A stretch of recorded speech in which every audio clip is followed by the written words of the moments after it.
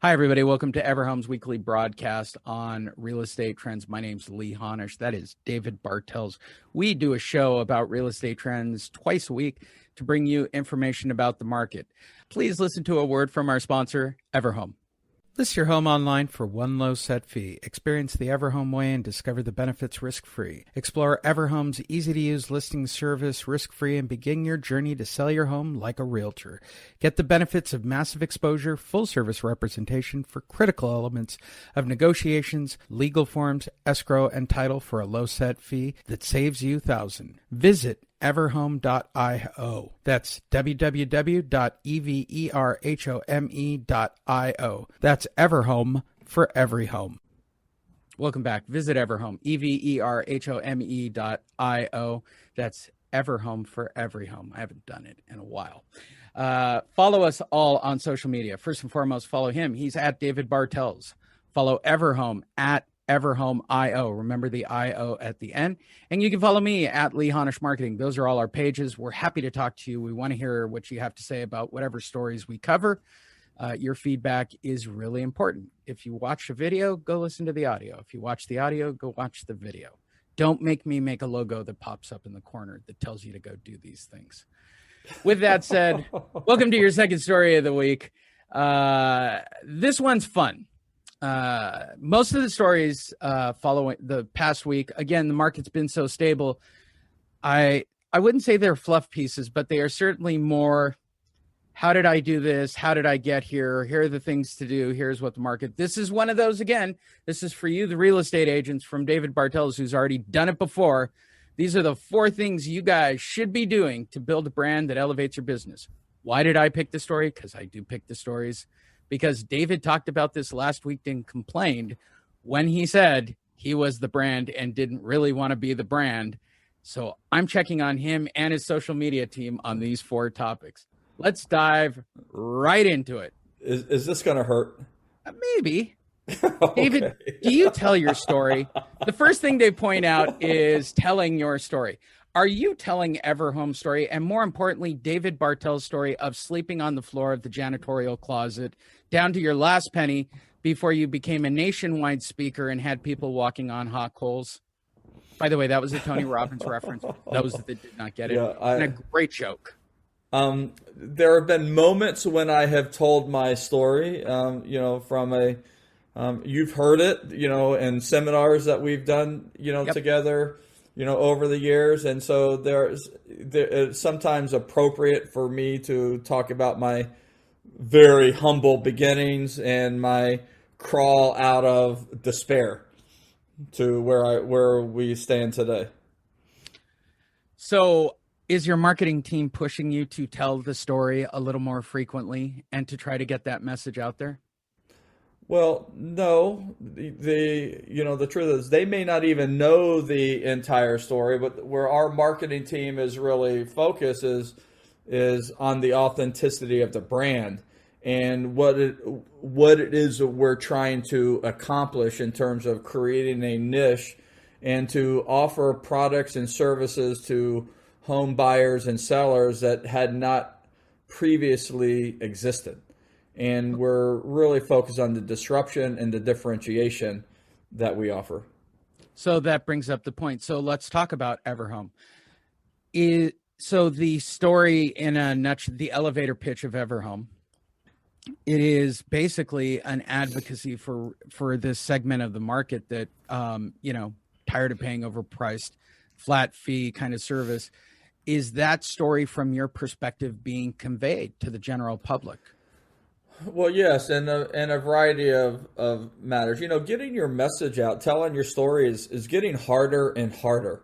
And the reason it's getting harder is that attention spans are shorter and shorter. So what we really have to do is figure out how to really focus our message in order to get people engaged so that we can tell them the rest of the story. And so what we spend our time doing, it, especially for people who don't already know us, is that we've got to come up with some sort of advertising or marketing message that causes them to want to engage and then bring them into our funnel, if you will, so they can learn more about what we do, how we do it, and what the advantage is to them of partnering with us to buy or sell a home. So I would say this for consumers and agents as well, taking the first point of topic, right? So the telling your story. So there are two stories to tell. What is what is our company about and what is our message? And number two, the spokesman for that company, i.e. you, are we telling that story and why it all works? I'm going to keep an eye on this Everhome thing. Yeah, so obviously I'm spending a lot of time telling the story, but the story is really bigger than me. Right. And because I am trying to build a company that survives me, so I retire, for instance, and I want the brand to go on without me, which is one of the reasons why I am resistant to making me the the center point of the brand. Now, we have been having some debate in my company as to whether or not I should be the brand or not the brand, and this is my position. And for now, we've just decided that I need to be the brand, and we'll figure out how to transition. I shouldn't say the brand, the storyteller, and we'll make the transition at some point in the future based on the evolution of events that we have. So my job is simply to bring awareness to Everhome and what we're doing, and invite and encourage people to learn more about it, especially those people who are likely to sell a house in the near term. Well, and it's the reason we know Michael Eisner. It's the reason we know Jeff Bezos. It's the reason we know Bill Gates. I mean, at the end of the day, they are the chairmen and the executives of their companies, and in their cases, creators of certain things as well. More importantly, they do have powerful brands, Disney, Apple, and you have both going for you. Hold on, did you just put me in the same sphere as Bill Gates and Jeff Bezos? Voted number one. Oh, well, I'm nothing. I'm a lot closer to being broke than I am being a billionaire. I just want to go on record, especially 100 billionaire. I think that's the idea. So my role eventually is really to be the visionary of the company, to be the lead spokesperson. But what I'm spending a lot of time doing is teaching other people in order to help deliver that message to the community and to explain what we do and how it's going to help them do it. But that is your brand, David. I mean, you've cultivated that, and I've watched this happen. You are a brilliant businessman who's you've applied all these principles, but foremost, you've applied this principle. I've watched it, and it's inspiring to me, and I hope everybody picks up on this. You have stuck to really simple messages, which is to be of service, your service to your clients, your service to your employees. I have a close friend of mine who, when I talk to him about the things I'm doing, first things he asks me is, are you being of service to your employees first? Right. And you really adopt that. And I think that's a really powerful message when you talk about building a brand. Well, or building a team, right? So Right. it can't be customer first. It has to be people first, your team first, because that's the only way that they're going to deliver an outstanding experience to the customer. So most of the meetings I have, and I have daily meetings with my team. I make it a point to meet with every department once a week. And one of the things that I'm trying to do, one of the questions that I ask them almost every meeting is, how can I help you? And I'm really focused on identifying what the resistance points that they have so that they can address those resistance points with their people. What are the tools they need? What's the level of support? How can we help them? At the end of the day, for me, they don't work for me, and help me make a lot of money. I work for them. My job is to help them reach their level of success, whatever level that may be. And in doing so, encourage them to help the clients that they're working with, help them achieve what their objective is. And I've just learned that if you take the time to find out what people want and you just concentrate on helping them get it, the money will flow through the organization freely and in abundance. And I frankly spend very little time thinking about the money. In fact, I hate the conversation about money. I really want to focus on the experience our people are having, and the experience our customers are having as a result of engaging with our people. There you go. Number two, this is my favorite topic. They say build through collaboration. I'll say it correctly. Strategic alliances. We are an alliance. We've been doing this a long time. Right. How important is it to create strong strategic alliances and build through collaboration? Okay, so the more alliances you have, see, to me, alliance equals brand ambassador. So you want to be a company that's easy to work with, that's fun to work with, that's productive to work with, and you want as many evangelists, ambassadors out there saying nice things about you and your product and encouraging others to get more information. That's what we do here, right? And so one of the things that and we're trying to do it in a lot of different ways. It's one of the ways that you use social media.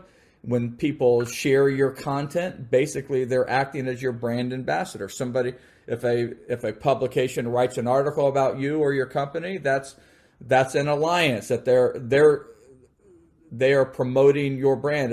If you find a blogger out there, an industry blogger who writes positive things about you, that's a brand ambassador. Somebody writes a great testimonial for you and you put it on Zillow or Yelp or Facebook or Google My Business, wherever you see it, you've created a collaboration of these. When you do a great job for people and they want to tell other people about the relationship, whether or not it's a vendor relationship or a customer relationship, you have built an alliance through collaboration, and they're sharing it and makes them ambassadors for your business. Which takes us to point number 3, and it's kind of the same thing, which is carefully selecting your partners. Now, partners are different than the previous category where I'm a raving fan. I'm a David Bartel's raving fan. I am a Everhome raving fan. Always have been. All your past products, all your past projections. It's been beneficial for me and for you and for everybody that we've come into. We have affected thousands, if not millions of lives by our collaboration, and that's very powerful to me. But let's talk about partnerships. This is totally different. If you're going to stamp, say, this title company on Everhome or David Bartel's, how carefully do you look at, this is my board, these are what businesses they work with? I mean, you have to look at the bigger picture here because everybody is under a microscope when you are a big public company like yours. Well, we're not public yet, but that's coming very soon. I think that this is really important in the sense that whoever you're doing business with, especially partners, you use a title company, maybe an escrow company, maybe a mortgage company. I've got a new mortgage lender partnership right now, and when I select those, I am looking for somebody who is on brand, somebody who represents values that are aligned with our values. Their message has to be on brand.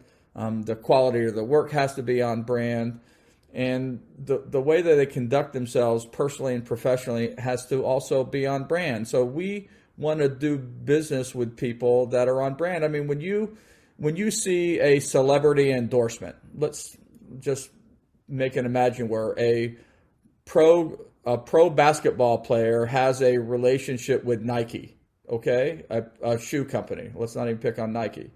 And then all of a sudden that pro basketball player, pro athlete of any kind, ends up getting arrested for something that is not good. Okay, something major. Maybe there was a kid involved, or maybe there was a DUI involved, or maybe there was a domestic battery involved. Something unpleasant. It shouldn't be of no surprise that those brands drop those athletes like a hot potato. The question is why? Because they're not on brand. That behavior is not on brand. They don't want their brand associated with that. They don't want to give the appearance that they're condoning that kind of activity. They don't wait until the trial. They don't wait until all the facts are. They run from the headlines, and just if you're generating headlines like that, they do not want to be aligned with that, and they cancel those agreements very quickly and abandon that relationship in order to maintain their brand integrity and to communicate with their money what their brand means to them and what they want it to mean to the people that they serve. And I would guess, I am not a broker, so I'm going to fall on you for the broker. Your real estate agents, your agents have to convey this message as well, right? They are in a partnership with you. It is a reciprocal relationship. Do you focus on making sure that they stay true to the brand and not worried about how many listings or how many buyers they're working with, that they stick to your overall message of service? Yeah, it's a balance. I mean, I'll tell you this: is if I had if I had a really incredible above average producer, but they were not properly representing the brand, I would not keep them for a minute. Okay, if they're lying, cheating, misleading, creating expectations that can't be met, and it's creating a lot of noise around, a lot of resistance, a lot of interference, a lot of complaining, we are not going to tolerate that for very long at all. I mean, the first time you get coached, the second time you just can't stay, as difficult as it is. So yes, I mean, but they also have to produce, right? I mean, it's easy to fire a low producer that's building a bad reputation or is doing behavior that reflects poorly on your brand, which could be simply creating a reputation for not returning phone calls, okay, or by saying one thing and doing another. It's easy to let a low producer go, but where really the moment of truth is when you have a top producer that is doing those things. Do you give them more grace? And for me, the answer is a clear and easy no. And here's why you never work for a bank. I know this for a fact from 2006. Top producers making shady loans. We were told to ignore it in asset management. What's that say about your company? Oh, wait, IndyMac's out of business. That explains a lot to me. Number 4, aim to maintain your brand. Above all else, brand, and the brand is service, right, David? We're going to die on this shield. This is the mountain you've decided on. Are you and your company prepared to go all the way with service first, dollar second?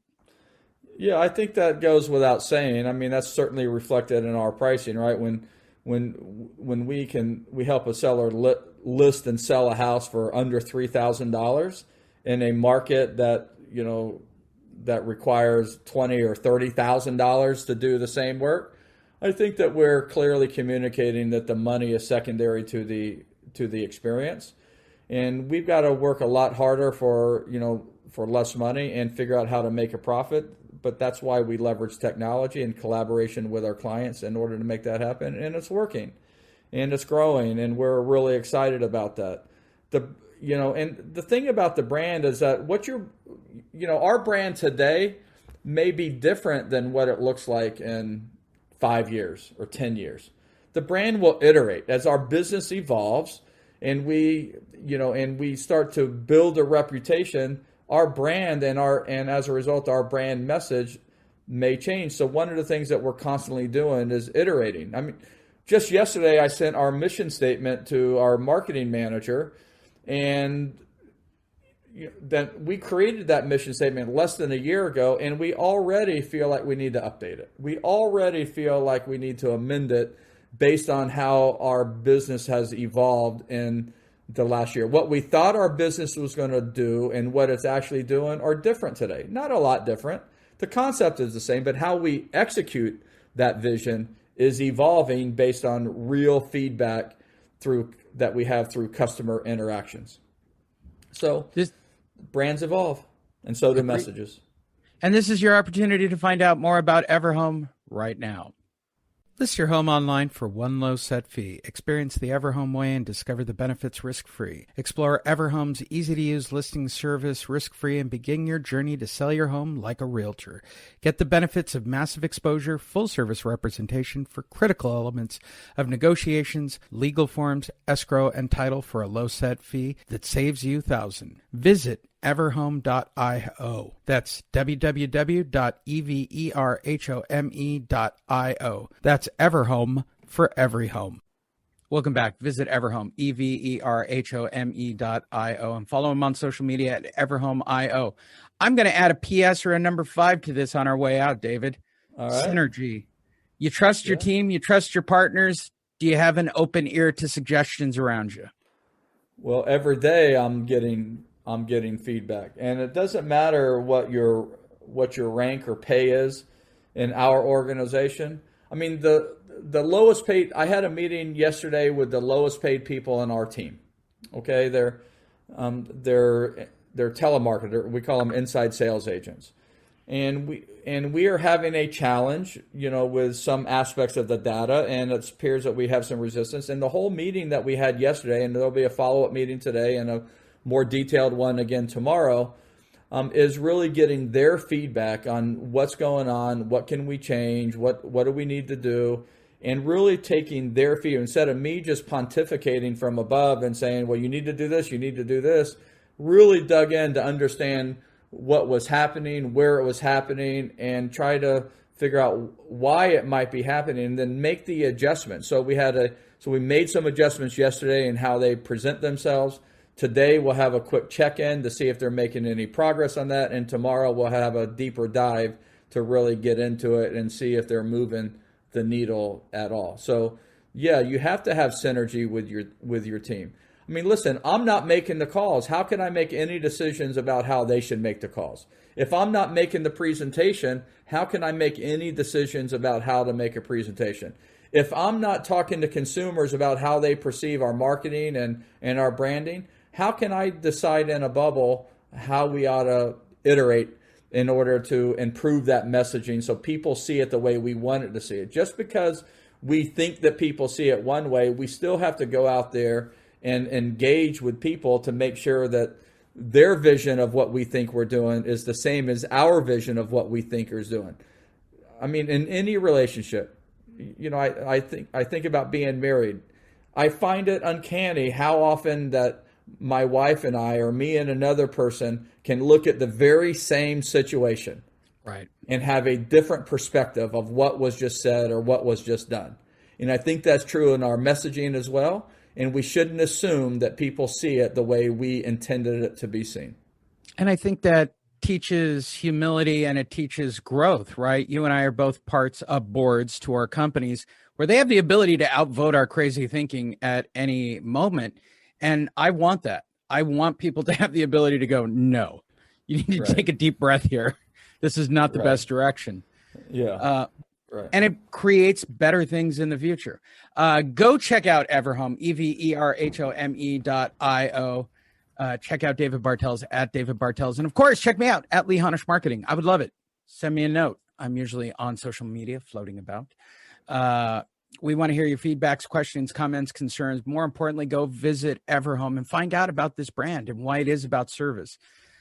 It is an amazing company built by an amazing man. Wow, you got put over a couple times in this piece, David. Really strong. I'm flattered. Borderline emotional from me. That's why I'm dialing it back here at the end. Can I hand you a tissue? Yeah, it's pretty close. Hit the smash button. No, smash the like button. I'm trying for those of you under the age of 40. Click like, subscribe, share. If you're watching the video, go visit the audio. If you're watching the audio, go visit the video. Whatever you do, click it, like it, subscribe to it, do whatever you got to do with it. David and I will be back next week with more stories for you to keep you up to date on the real estate market. Thanks, everyone.